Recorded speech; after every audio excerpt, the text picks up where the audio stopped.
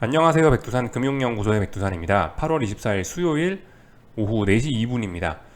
여기 화면 아래쪽을 좀 보시면은 제가 이렇게 인플레, 경기 침체 우려, 미국의 긴축, 달러 강세, 중장기 하락 추세, 수익을 길게 누적시키는 습관이라고 좀 써놨습니다.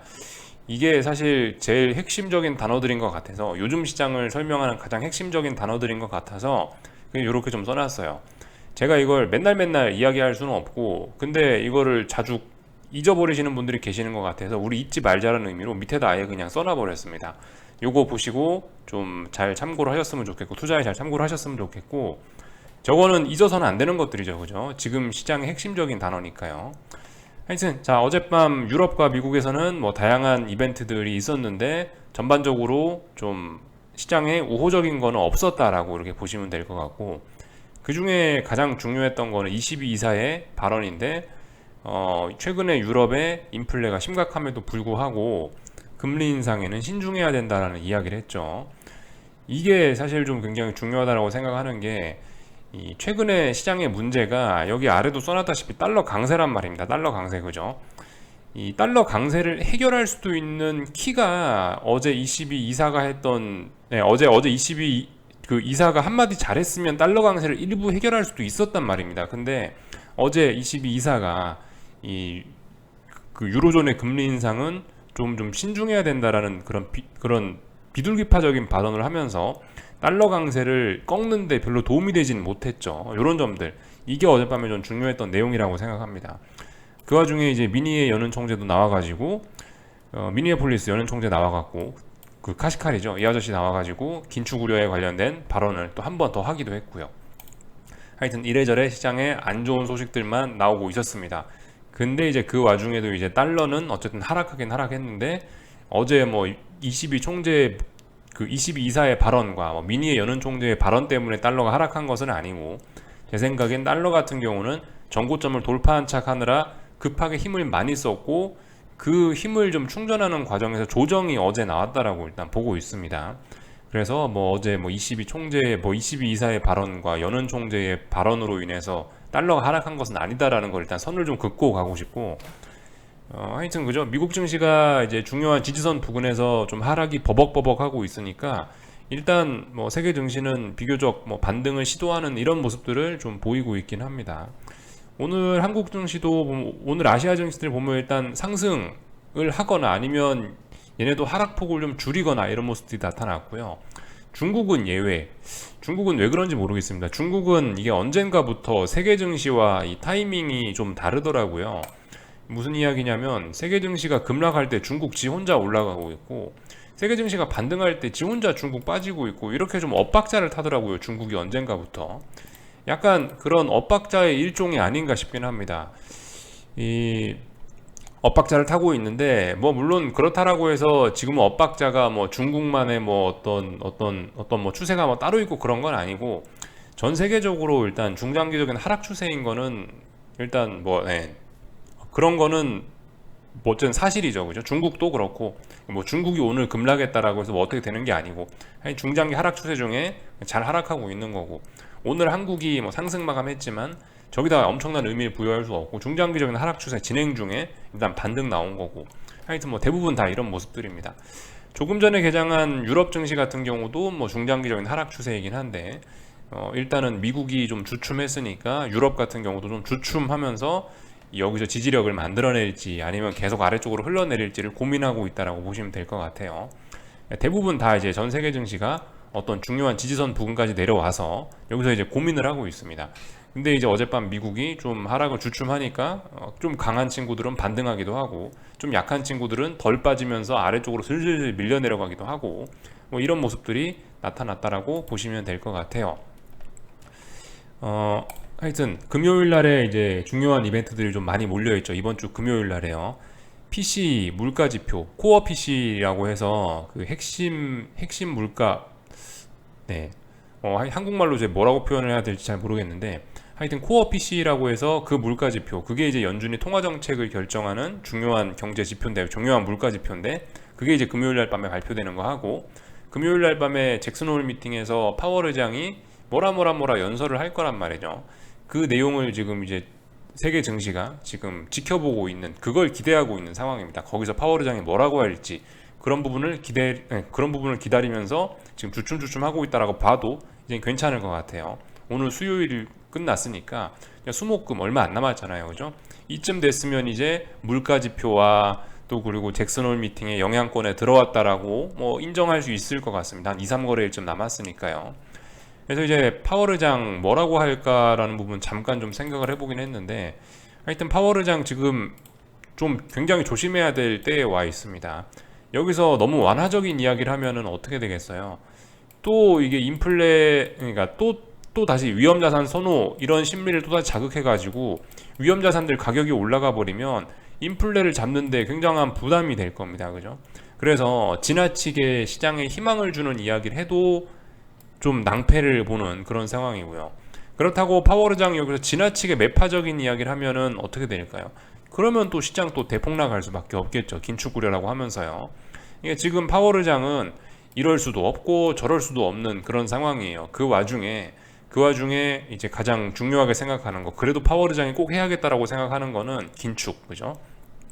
인플레가 너무 심각한 건 사실이긴 한데, 인플레 2%가 목표치인데 2%에서 지금 한참 멀리 떨어져 있기 때문에 이거를 빨리 나는 내리고 싶은데, 연준이 존재하는 이유가 물가 안정이거든요.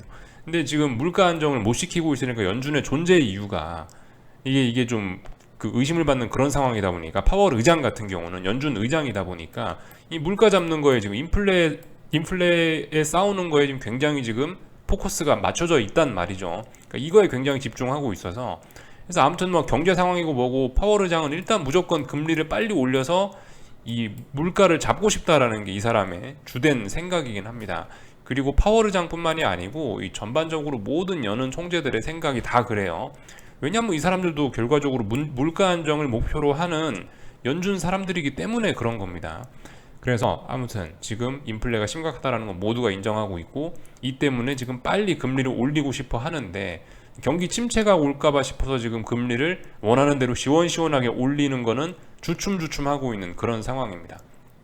그 와중에 지난주에 유럽에서 물가 지표라든가 경제 지표들이 안 좋게 나오니까 이제 증시가 경기 침체 우려다 이러면서 지금 방향성을 틀었던 거죠. 이 정도 생각을 해볼 수가 있겠어요. 그래서 하여튼 파월 의장 이도저도 지금 못하게 생겼다라는 거, 굉장히 말할 수 있는 이 범위가 제한적입니다. 그래서 이 시장의 기대치가 어느 정도 있을 거고, 파월 의장이 하고 싶은 이야기가 있을 거고, 파월 의장의 생각이 있을 텐데, 이런 것들을 어떻게 잘 조화시켜 갖고 파월 의장이 시장을 박살내지 않고 잘 끌고 가느냐, 파월 의장이 어떤 이야기를 해서 시장을 그 시장의 기대치와 타협을 하느냐, 이런 부분을 좀 여러분들이 생각하면서 보시면은 잭슨홀 미팅이 조금 더 재밌는 이벤트가 아마 될 수 있을 것 같아요. 그래서 일단 뭐 이 정도 이야기를 좀 한번 해봤고요. 네, 그죠? 그 와중에 계속 50% 왔다 갔다 하고 있습니다. 75bp 인상 가능성 50%, 50bp 인상 가능성 50% 이렇게 하고 반반 정도 왔다 갔다 하고 있습니다. 그러니까 지금 시장은 치열하게 방향성 놓고 뭐 고민하고 있죠. 아니 사실 방향성 놓고 고민하는 게 아니고, 긴축은 현실이긴 하고, 이 단기적인 측면에서 봤을 때 조금 중요한 지지선에 걸쳤으니까 여기서 이제 어떻게 할까, 뭐 쉬어갈까, 방향을 틀까, 이런 거에 대한 지금 하여튼 그런 고민들을 좀 하고 있다라고 보여져요. 아직까지는 일단 계속 방향성은 아래쪽입니다. 오늘 밤에 물론 어떻게 또 되면서 방향성이 달라질지도 모르겠는데, 일단 지금까지 오후 4시 11분 지금 현재 상황으로서는 세계 증시는 일단 아래쪽으로 가고 있는 거는 분명합니다. 근데 말씀드렸다시피 아무튼 집중 잘 하긴 해야 돼요. 중요한 지지선 부근에 와 있고, 계속 말씀드리지만 지금 이 하락할 때, 지금 이제 거의 2달간의 미국 증시 반등이 나왔잖아요. 여기서 이제 떨어질 때 이제 대응을 잘해야 된다고요. 어디까지 하락할 것인가, 어디까지 하락하고 뭐 어디서 반등을 하든지, 아니면 여기 있는 전저점을 붕괴시키든지, 이 어디까지 빠질까, 이게 지금 굉장히 좀 중요한 부분이에요. 어디까지 내려오냐에 따라서 다음번에 방향성이 크게 결정될 수도 있기 때문에, 여기서 반등 나올 수도 있는 거고, 여기서 계속 떨어져 갖고 저점 붕괴시킬 수도 있는 거고, 추세 전환의 가능성이 아무튼 있긴 있는 자리이기 때문에, 미국 증시의 경우는.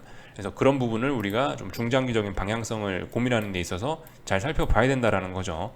근데 일단 지금까지 싸움 결과를 보면, 어제 일단 중요한 지지선 부근까지 미국 증시가 내려왔는데 아직까지 눈에 띄는 매수세는 보이지 않았다라는 거, 의미 있는 매수세는 보이지 않았다라는 거 보실 수가 있겠고, 그 와중에 이제 S&P 같은 경우는 중요한 지지와 저항이 4100에서 4050, 4100에서 4150, 나스닥 같은 경우는 12900자리가 어떤 중요한 자리가 되겠습니다.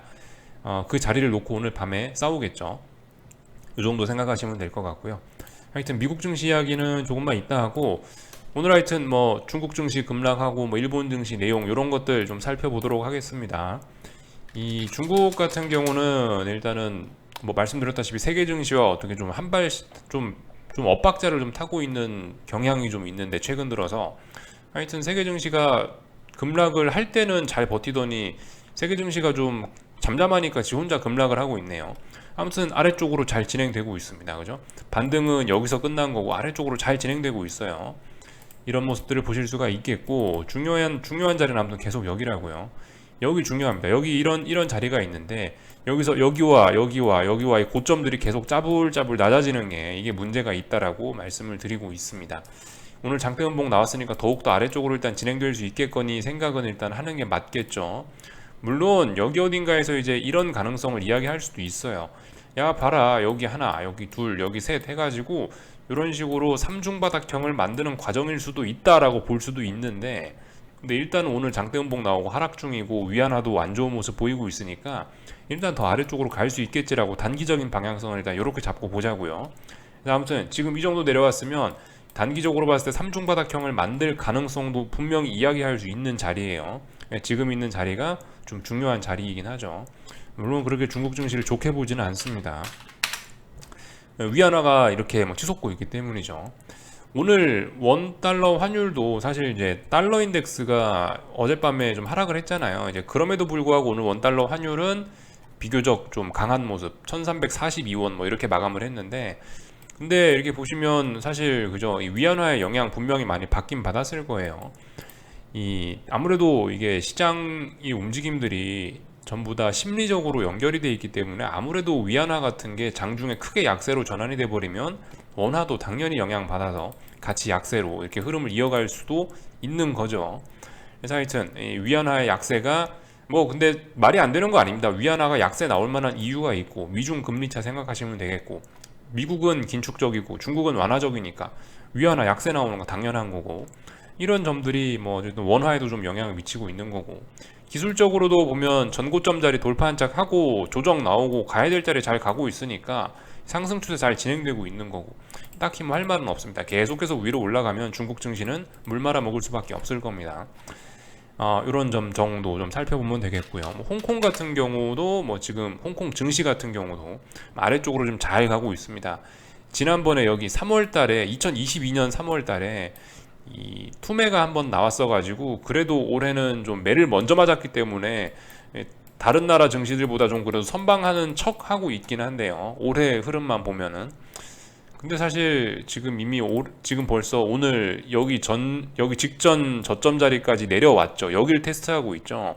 이렇다는 얘기가 벌써 이게 매수세가 없다는 겁니다. 이게 이렇게 다중바닥형을 만든다라고 이야기하기는 매수세가 너무 없는 거예요. 이미 이까지 내려왔다라는 것 자체가 좀 문제가 있다라는 겁니다. 제 생각엔 여기 어디서 올라줬어야 되는 것 같아요. 요렇게 저점을 높아지는 요런 모습을 만들어 줬으면 다중바닥형입니다 이렇게 이야기할 수도 있는데, 여기에서 미끄러져 갖고 이미 직전 저점 자리까지 여기까지 내려왔으면은 이건 매수세가 굉장히 약한 거고 힘이 없는 거죠. 이건 장담하지 못합니다. 이제 22년 3월달 자리도 이 자리도 지금 별로 장담할 수가 없어요. 굉장히 부진한 모습을 보이고 있습니다. 근데 이제 그 와중에 이제 홍콩 달러 같은 경우는 그래도 약간 여유를 좀 되찾긴 되찾았는데, 일단은 그 7.85가 페그제 상단인데 이번에 한번 급락에 섰다가 다시 회복하는 과정에서 일단 뭐 7.85까지 일단 잘 못 가고 있긴 해요. 그만큼 그 매수세가 좀 약하긴 한가 보죠. 아무튼 뭐 이런 점은 좀 홍콩 증시 뭐 홍콩이 좀 다행이라 할지 모르겠는데, 하여튼 뭐 홍콩 증시 같은 경우는 완전 이제 물 말아먹기 직전으로 가고 있다라고 보시면 될 것 같아요. 좀 굉장히 홍콩 증시는 위험해졌다라고 보면 딱 맞을 것 같습니다. 뭐 일본 같은 경우도 그냥 아래쪽으로 일단 가야 될 때 지금 잘 가고 있고, 오늘까지 하락을 해서 이제 중요한 지지선에 딱 일단 터치했다라고 봐야 되나 못했다라고 봐야 되나, 뭐 일단 뭐 터치 못한 것 같습니다. 근데 중요한 지지선 부근까지 일단 내려왔죠. 물론 여기서 뭐 반등을 할지 뭐 어떻게 될지 모르겠지만 일단 중요한 지지선 부근까지 일단 오늘 거의 다 내려왔으니까 뭐 어떤 변화가 나타날지 좀 잘 지켜보자고요. 뭐 이 정도 살펴보면은 되겠죠. 오늘 한국 증시 같은 경우는 뭐 일단 뭐 삼성전자 보면은 얼추 이야기가 다 될 것 같습니다. 삼성전자가 시가총액 1등 종목인데 이게 59,000원 뭐 지지력 이야기 아침에 했죠. 59,000원에 약한 지지력 있을 수 있다, 약한 지지력 있다 이야기는 해드렸는데, 오늘 일단 갭상승 출발해가지고 하락 마감하는 바람에 이거를 매수세라고 하기는 뭐하죠, 그죠? 물론 아직 59,000원을 깬 건 아닙니다만은 일단 이런 모습 자체가 일단 매수세를 이야기하는 건 아니기 때문에 별로 좋지는 않은 거죠. 아래쪽으로 축축 잘 쳐지고 있습니다. 하이닉스 같은 경우도 지금 일단 여기까지 내려왔다라는 것 자체가 이게 다중바닥형을 만들겠다라는 의지가 별로 없다라고 보시면 되겠죠. 글쎄요, 그나마 오늘 뭐 LG에너지 솔루션 이런 게 좀 강해서 그런지 LG에너지 솔루션이 저기 44만 원짜리가 중요한데 이 44만 원짜리를 계속 지켜줌으로 인해서 그래도 한국 증시를 좀 잘 버티게 해 주고는 있는 것 같습니다. 근데 얘도 안심할 수는 없죠. 글쎄요, 얘도 뭐 어딘가 뭐 요렇게 뭐 이런 식으로 뭐 고점과 고점이 낮아질 수도 있고 뭐 싼 고점을 만드는 과정일 수도 있고, 그러니까 일단 아무튼 이 단기적인 이 하락 추세를 완전히 극복한 건 아니니까 일단 뭐 지켜는 보자고요. 다만 오늘 한국 증시는 LG에너지 솔루션이나 뭐 저런 친구들이 좀 살린 것 같긴 합니다. 뭐 물론 이 살렸다라는 표현은 좀 뭐하고 결과적으로 뭐 그냥 급락은 면한 정도긴 한데요. 아무튼 일단 뭐 코스피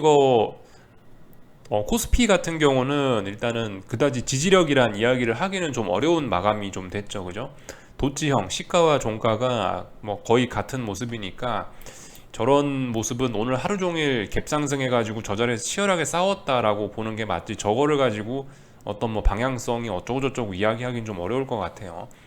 방향성이 어쩌고저쩌고 오늘 싸움 결과를 놓고 이야기하기 좀 어렵다는 이야기는 일단 아래쪽으로 가고 있다, 아래쪽으로 가는 도중에 일시정지 됐다라고 보는 게 일단 맞긴 맞겠죠, 그죠?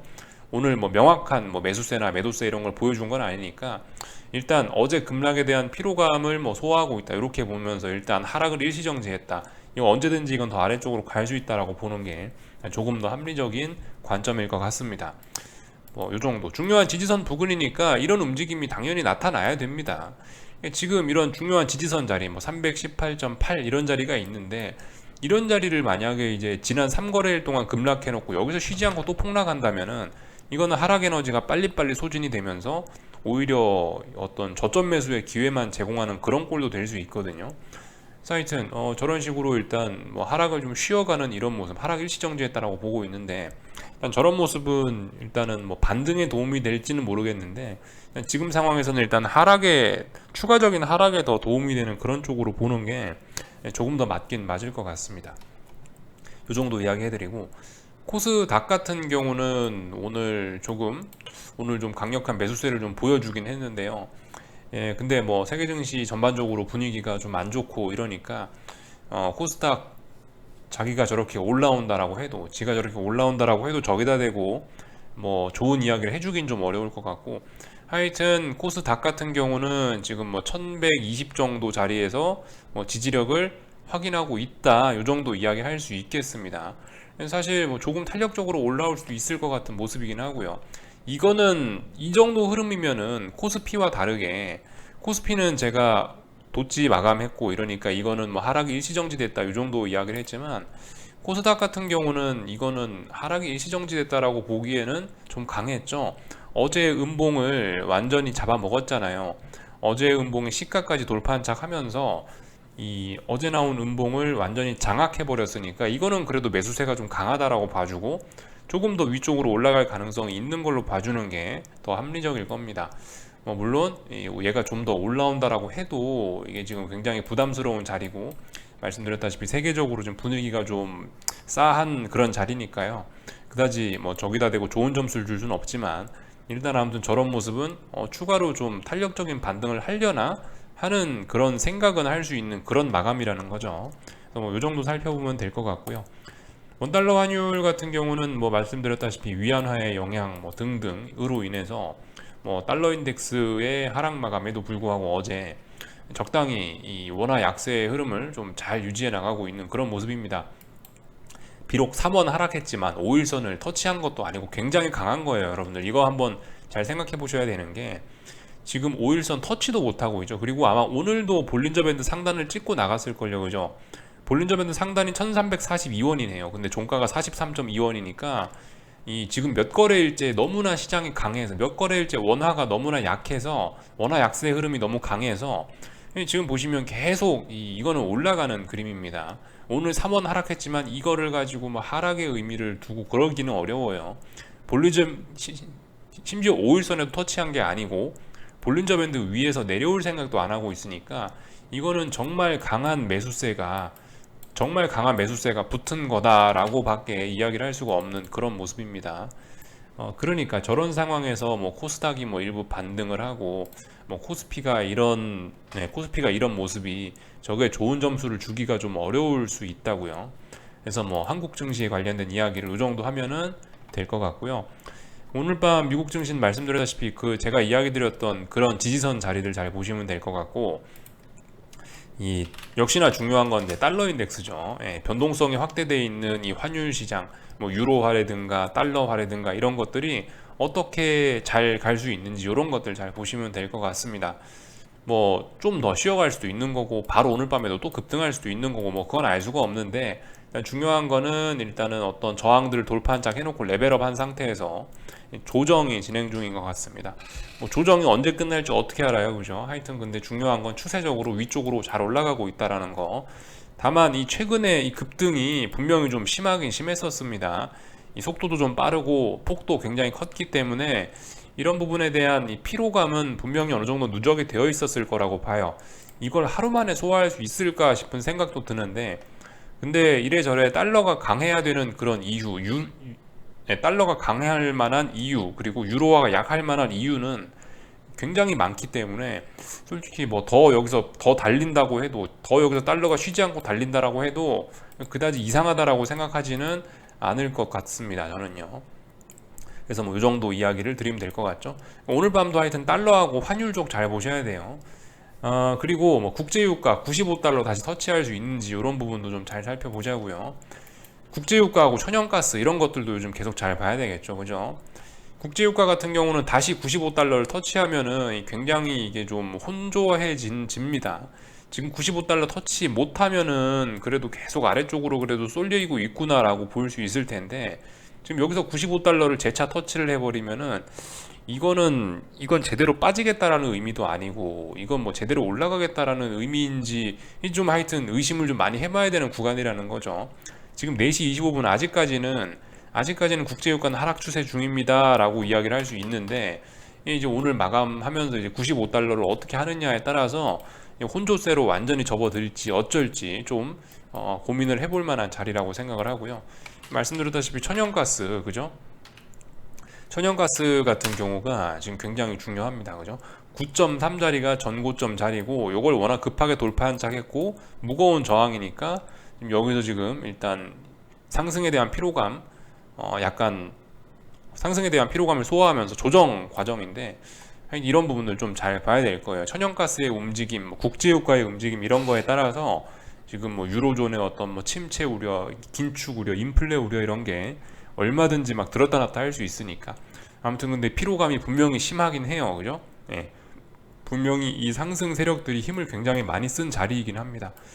그렇지만 상승세가 분명히 강하기 때문에 얼마나 뭐 조정이 나오고 뭐 오늘 밤에 바로 뭐 상승을 하고 그런 건 제가 뭐 차마 뭐 짐작을 못 하겠네요. 하여튼 강합니다, 그죠?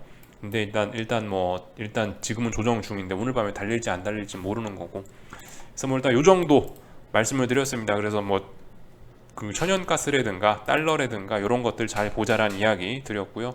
지지와 저항들 잘 체크하시면서 지켜보면 될 것 같습니다. 여기까지 할게요. 궁금한 거 리플 남겨주시고 내일 아침에 뵙도록 하겠습니다. 여기서 마치겠습니다.